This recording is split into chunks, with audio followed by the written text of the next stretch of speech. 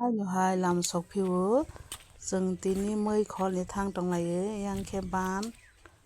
nó bữa rồi rong lại nhá te muitul lọc khó lấy cái nữa te ra bắt đi thang trong nữa mà cái cả tao này ra bắt ta bao ban đi thang cái mới khó lấy xin ta đây mà sao tao phải trong đây ha tăng thấu tao lại đang mà niệm mới khó là niệm khát tăng ra lại phải trong này hả ta vào kia sau này hả anh em bao rồi với nhai trong bây giờ đi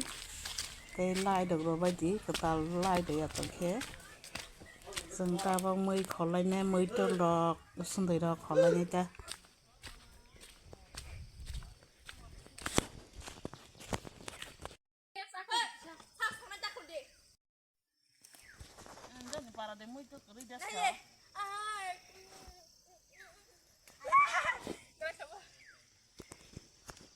xuống rồi hai cái lưới xe này gì xuống rồi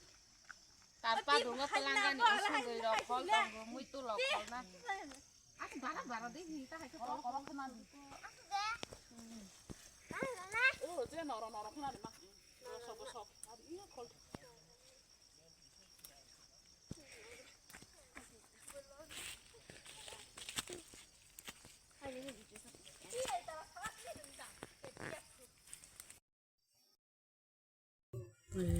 hot dog được phải trong mình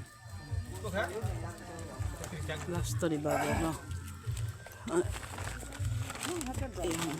sendirian ini le pa temanya lai pataro masih borok heavy ya kok phải temanya mulai betul dah hal yang le nanya mulai besar thấu này lưới kìa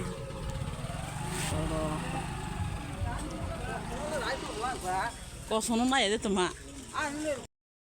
tolong tuh itu lagi full kopi banda kopi roh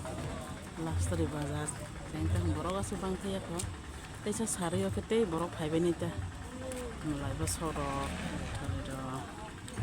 mulai betul dah mulai besar lưới cái lưới hạt thấu này mà kia bút vào đa log thì cũng bút vào đa log nó cái khăn đỏ nó kia ở sân đời đó nia rồi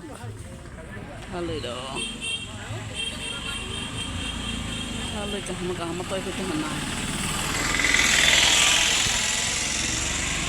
halui phải lấy cho không có rồi